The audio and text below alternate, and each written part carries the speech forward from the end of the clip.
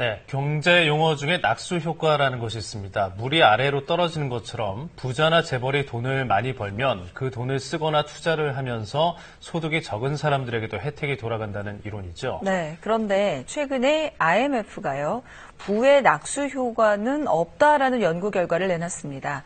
어떤 내용인지 박종훈 경제 전문 기자의 설명을 한번 들어보시겠습니다. 네, 이 재벌과 고소득층에게 더 많은 돈을 벌 수 있도록 해주면 그 돈이 물처럼 아래로 내려가서 서민들도 잘 살게 된다. 이 낙수 효과가 이 중요한 경제 기조였던 그런 때가 있었거든요. 그런데 이 국제통화기금 IMF가 이를 전면으로 반박하는 최근 연구 결과를 내놨습니다. IMF가 1980년부터 2012년까지 전 세계 159개국의 방대한 자료를 분석을 했습니다. 그런데 소득 상위 20%의 소득이 1%포인트 늘어나면 경제 성장률이 높아지는 게 아니고요. 거꾸로 0.08%나 낮아지는 것으로 나타난 거죠. 더 놀라운 건 이 소득 하위 20%의 소득이 1%포인트 늘어나면 5년 동안 경제 성장률을 0.38%나 끌어올리는 것으로 나타난 겁니다. 우리 재계나 이 과거의 몇몇 경제 관료들이 주장해왔던 낙수 효과에 따르면 부자들에게 돈을 더 벌게 해줘야 가난한 사람에게도 혜택이 돌아간다. 이런 논리였거든요. 그런데 IMF의 연구 결과 거꾸로 가난한 사람들이 돈을 벌도록 해줘야 부자에게도 혜택이 돌아간다는 그런 놀라운 사실이 드러난 겁니다. 그렇다면 도대체 낙수 효과는 왜 작동을 하지 않았던 걸까요? 러시아에 전해 내려오는 한 이야기가 바로 그 해답을 제시해주고 있습니다. 러시아의 한 가난한 농부는 옆집에 사는 부자 이웃을 항상 부러워했습니다. 어느 날 그 부자 농부가 소 한 마리를 사오니까 소를 살 수 없었던 가난한 농부는 이게 너무 부러우니까 매일 자신의 소원을 들어달라면서 간절히 기도하기 시작했습니다. 오랜 기도 끝에 이 하나님이 정성이 갸륵하다면서 무슨 소원이든지 한 가지 소원은 꼭 들어주겠다 이렇게 말했는데요. 가난한 농부가 과연 내놓은 소원이 무엇일까요? 충격적이게도 가난한 농부의 소원은 저 옆집에 사는 부자 농부의 소를 죽여주세요 였습니다.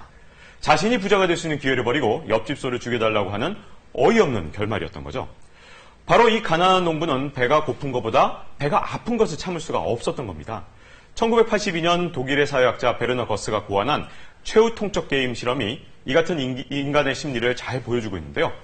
실험을 위해 참가한 두 사람을 제안자와 응답자로 이렇게 나눕니다. 그리고 먼저 제안자에게 10,000원을 주고 이 돈을 어떻게 나눌지 응답자에게 제안하도록 하거든요.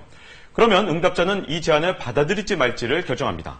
응답자가 제안을 받아들이면 두 사람이 돈을 나눠주고 끝나지만 응답자가 거절하면 아무도 돈을 받지 못하는 그런 게임입니다.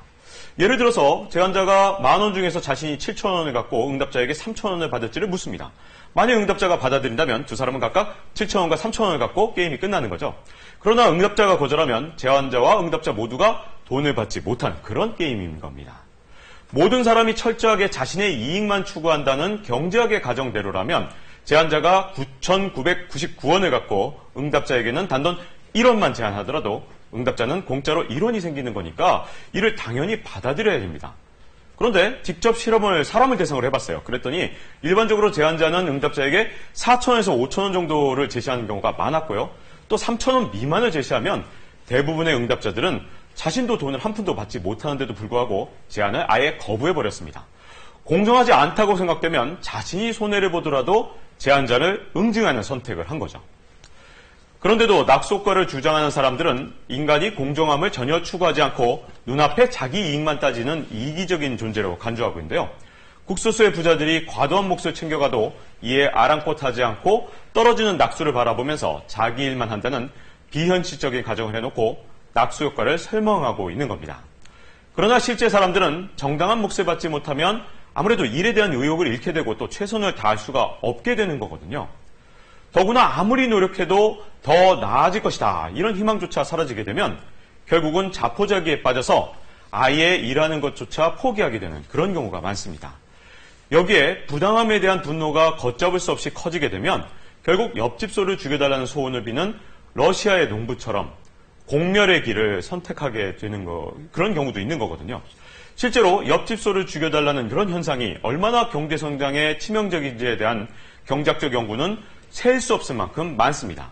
그 중에서도 대표적인 게 뉴욕대학의 베나빗 교수나 아니면 이 하버드 대학의 알레시나 교수 등의 이 부의 불균형이 심화되면 가난한 사람들이 매우 파괴적인 행위를 할 가능성이 커지게 되고 경제 시스템 전체의 불안정성이 심화돼서 투자가 급격히 감소하고 경제 성장률까지 떨어지게 된다. 이렇게 경고한 바가 있습니다. 낙수 효과가 작동하지 않는 또 다른 원인은 부의 편중이 자본주의의 경제의 가장 중요한 버팀목인 소비 기반을 무너뜨리고 있기 때문인데요. 그런데 2014년을 기준으로 우리나라 사람들은 소득의 73%를 소비에 쓰고 있는 반면에 소득 상위 10%는 고작 58%만을 소비에 쓰고 있는 것으로 나타났습니다.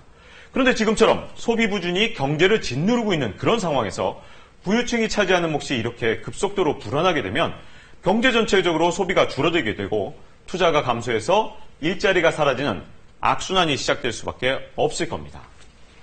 더 이상 성장 동력을 훼손하기 전에 낙수 효과에 대한 IMF의 경고에 귀를 기울여야 하지 않을까 싶습니다. 네.